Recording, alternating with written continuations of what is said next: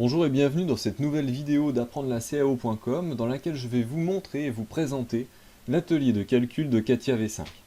L'utilisation de cet atelier de CATIA V5 est une utilisation avancée.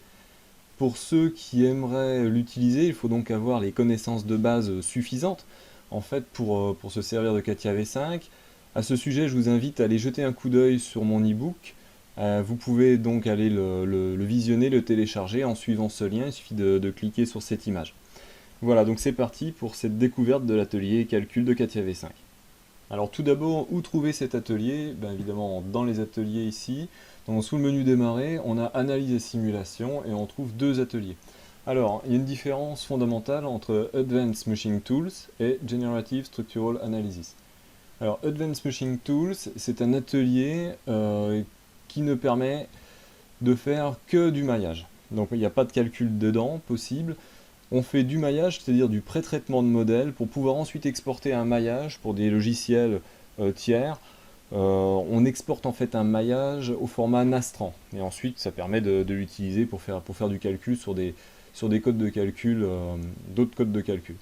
Generative Structural Analysis, c'est l'atelier de calcul d'analyse transparente de CATIA V5. Alors, Generative Structural Analysis permet aussi de faire du maillage. Bon, il y a un petit atelier de maillage dedans qui permet de faire du maillage qu'on appelle Octree, directement sur du solide. Et également donc de charger un solide, c'est-à-dire de mettre des conditions limites, des chargements, des forces, des pressions, etc. De mener un calcul, puis ensuite de post-traiter ce calcul. Alors, je viens de parler de solide pour mener un calcul, mais on peut aussi très bien mener un calcul sur un surfacique, par exemple pour utiliser des éléments coques à partir d'un surfacique. On peut aussi utiliser des éléments 1D comme des poutres, des beams, pour faire des calculs à partir d'éléments, on va dire, une dimension, c'est-à-dire des lignes, des points, des choses comme ça. Alors pour utiliser simplement cet atelier d'analyse transparente de CATIA V5, on va dire que tout part d'une CAD part ou d'une CAD product, mais en tout cas tout part d'une modélisation tridimensionnelle. On pourrait faire autrement, utiliser cet atelier en partant d'un maillage importé, mais bon là on est un peu hors sujet. On va dire qu'on part d'une CAD part. Déjà dans un premier temps ce sera plus simple. On peut aussi très bien le faire sur une CAD product. En partant d'une CAD part, donc on souhaite lancer cet atelier. Alors il faut bien mettre les choses dans l'ordre. En fait on crée une analyse à partir d'une CAD part. On va pas faire l'inverse, on va pas commencer à faire une CAD analysis, puisque c'est un modèle, un document de type CAD analysis, et le connecter à une CAD part. Non, on crée une CAD part, ensuite on lance l'atelier d'analyse transparente, et le lien va se faire automatiquement. Donc ici on est dans une CAD part, ici c'est un cube, tout simplement, j'ai fait simple. Et pour lancer cet atelier, il y a deux façons de faire. Soit on démarre directement l'atelier analyse et simulation, et on va utiliser donc Generative Structural Analysis, pardon. Voilà, on appuie dessus. À ce moment-là, on est dans un document, on se retrouve dans un document de type Analysis, et on a un lien avec le cube. On le voit ici. Dans le gestionnaire de liens, on a un lien avec la CAD part cube. Voilà, je vais la supprimer. Voilà, vous voulez enregistrer non. On retourne donc sur cette CAD part, et là, on peut faire aussi un nouveau document. On CTRL N. On sélectionne le type de document, donc Analysis, avec un A, voilà, Analysis, et puis on appuie sur Entrée, et à ce moment-là, on se retrouve dans la même configuration. CATIA nous lance un document de type Analysis et fait automatiquement le lien avec la CAD part sur laquelle nous étions juste avant. On la retrouve ici. Alors, la boîte de dialogue nous demande ici quel type d'analyse on veut faire. Analyse statique, pour faire de la mécanique tout simplement, ou une analyse modale, pourquoi pas. Donc on va prendre analyse statique, on va faire OK, voilà. Et on se retrouve ici avec un nouvel environnement, donc l'environnement de Generative Structural Analysis avec l'ensemble des boutons, enfin des commandes qui permettent de faire ce pré-traitement et ce traitement. Donc pour cette présentation, voyons tout de suite comment elle se présente. L'arbre des spécifications, donc on l'a vu ici, on a une première partie qui s'appelle gestionnaire de liens, qui permet de montrer à quoi est liée donc, cette analyse transparente. Donc on y retrouve la CAD part ici, ça aurait très bien pu être aussi une CAD product, et une deuxième partie qui s'appelle modèle élément fini. Alors, dedans, on retrouve le maillage. Donc ici, Katia automatiquement nous propose un maillage octree avec une taille d'éléments qu'il a établi par lui-même. On peut revenir dessus, évidemment on peut le supprimer, en faire un autre. On a juste en dessous les propriétés physiques pour les éléments finis. Donc propriété physique, c'est une propriété solide, on le voit ici parce que c'est un petit cube. Quand on clique dessus, on s'aperçoit que ici le support c'est un corps. C'est en fait le solide en lui-même, que le matériau associé c'est aluminium. Aluminium, pourquoi? Parce que dans ma 4 part, j'avais associé le matériau aluminium au cube. Et on le retrouve automatiquement ici dans matériaux, on retrouve matériau 1, et quand on clique dessus, on voit que matériau 1 c'est en fait aluminium, qui est en fait extrait de la 4 part. Donc tout ce petit monde est déjà mis en lien, c'est bien pratique, c'est automatique. Juste en dessous donc de modèle élément fini, on a donc maillage, propriété physique et propriété matériaux. On a aussi donc le cas d'analyse. Ici c'est le cas d'analyse statique, on nous a posé la question tout à l'heure. On peut en rajouter, on peut le supprimer, on peut en rajouter ici avec insertion. On a différents types de cas, donc des cas statiques pour faire de la mécanique, des cas de fréquence pour faire des analyses modales, des cas de flambage, combinaison de déplacement, etc. etc. On va déplier donc le cas d'analyse statique, et là on voit qu'on a encore des choses. Ces choses, c'est tout simplement le pré-traitement qu'il est nécessaire de faire pour pouvoir faire notre calcul. Donc fixation, dedans on va mettre nos conditions limites comme par exemple des encastrements, des contacts, des glissements, etc. Chargement, on va pouvoir mettre des pressions, des charges surfaciques, encore d'autres types de chargement, peu importe. Et dans solution statique, on va retrouver le résultat, en fait, le résultat du calcul. Juste en dessous, on trouve capteur. Capteur, c'est tout simplement des sondes que l'on va pouvoir positionner à droite et à gauche sur notre modèle pour sortir, par exemple, des valeurs que l'on mettra dans des paramètres. Par exemple, une valeur de déplacement de notre modèle élément fini sur ce point. La plus forte contrainte sur cette surface, par exemple. Donc c'est des choses qui sont intéressantes derrière, pour faire des traitements, récupérer la valeur, la mettre dans un paramètre, refaire un calcul derrière, chercher un optimum, etc. Il y a une chose importante à savoir pour utiliser cet atelier. La première des choses, c'est que, puisqu'il s'agit d'une analyse transparente, Katia gère bien sûr des maillages pour faire son calcul, mais le maillage est lié en fait à une géométrie solide ou surfacique. Et il faut impérativement que on puisse faire un lien de type parent-enfant entre le maillage et le solide, ou le maillage et le surfacique. En fait, on va appuyer nos conditions limites non pas sur le maillage directement, comme on le ferait avec n'importe quel autre soft de calcul, code de calcul. Pour ceux qui ont fait un peu de calcul, ça se passe comme ça en fait, quand on veut charger un modèle, on va commencer par faire un groupe avec des faces d'éléments ou avec des sets de nœuds, etc. Et on va ensuite appliquer nos conditions limites sur ces groupes. Non, ici pas du tout, on va sélectionner par exemple cette face, et on va dire sur cette face, j'applique une force. Après, Katia va se débrouiller pour dire, effectivement, par rapport à cette face, on a un certain nombre de nœuds du maillage qui sont associés, donc etc. On va charger...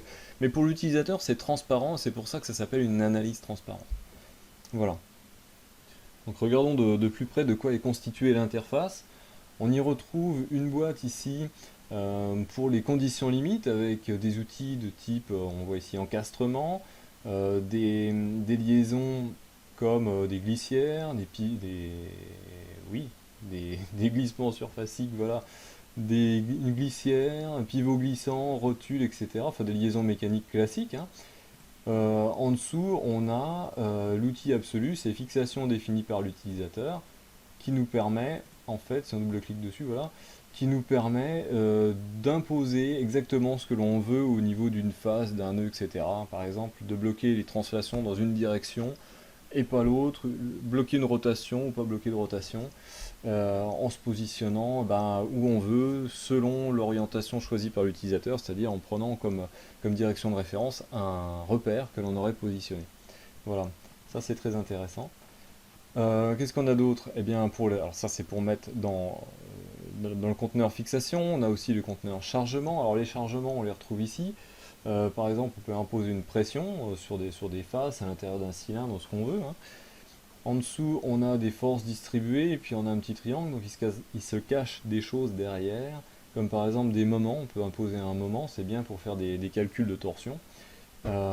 Ici, c'est quoi? C'est chargement de type palier, on a d'autres choses. Ici, c'est plutôt des accélérations, donc on peut imposer une accélération, ou alors des forces liées à des rotations, une force centrifuge. Ici, on a encore des forces distribuées sur des lignes, sur des surfaces, etc. Ici, on peut faire aussi un calcul non pas en effort imposé, mais en déplacement imposé. Ça, c'est très intéressant aussi. C'est un peu normal pour un code de calcul. Ici, on retrouve quelque chose qui est lié à du calcul thermique. En fait, ça va pas très loin, c'est un peu dommage. C'est ce qui manque dans le calcul sur CATIA V5. Ici, on peut imposer des températures, mais on impose une température globale à la pièce. Et ici aussi, on peut imposer donc un champ de température, bon, à partir d'un résultat d'un autre code de calcul. C'est-à-dire qu'on va pouvoir mapper en fait sur tous les nœuds des températures. Bon, c'est bien, j'ai essayé, mais bon, ça va pas très loin, quoi. Qu'est-ce qu'on a d'autre? Eh bien, on a quoi? Ici, on a une boîte qui permet de gérer en fait les calculs en termes de lieu de stockage, la façon dont on va où on va mettre les fichiers temporaires, etc. On a des choses ici qui sont liées plutôt à du contact. C'est pour préparer le modèle, par exemple définir des faces qui seront en vis-à-vis pour pouvoir ensuite imposer des conditions de type contact ou contact glissant, encastrement, liaison élastique, etc. On fait pareil donc entre deux surfaces avec des points, par exemple pour faire des points de soudure, ou avec des lignes pour faire des cordons de soudure, des choses comme ça. Ici on a le bouton pour lancer simplement le calcul. Alors, on peut lancer que le maillage ou lancer l'ensemble du calcul. Ici, on a des outils pour faire des groupes. Alors, ça peut être pratique dans certains cas. Je pourrais faire des vidéos là-dessus, ça peut être intéressant aussi.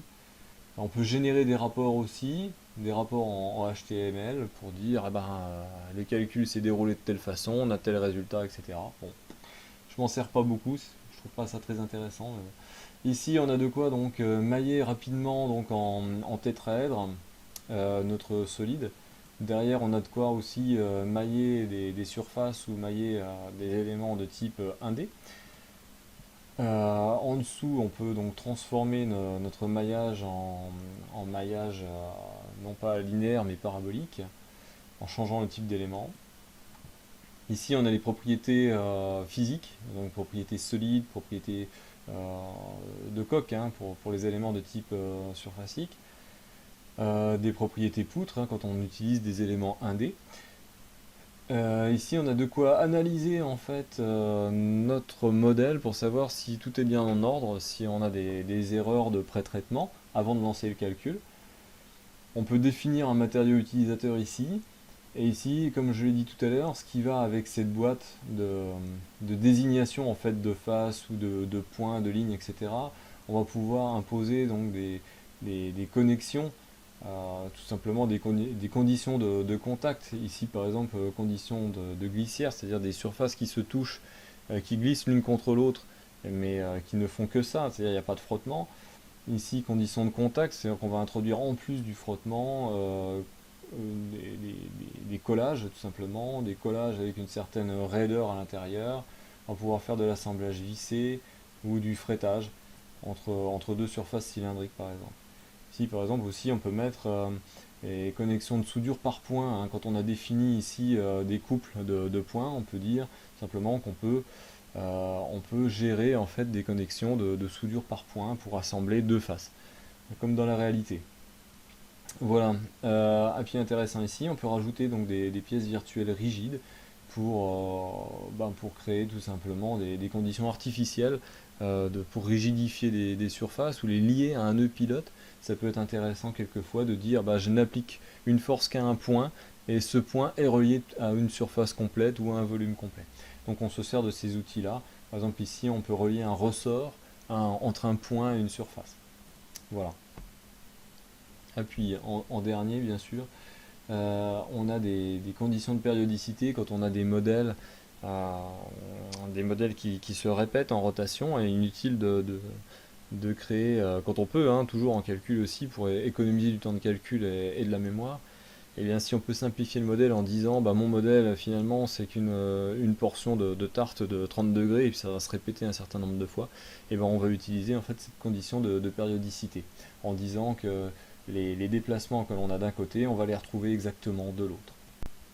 Donc voilà pour cette interface. Jusqu'à présent, je vous ai parlé du pré-traitement qui permettait de préparer le modèle, mettre des efforts dessus, des conditions limites, et puis il y a aussi les outils de post-traitement.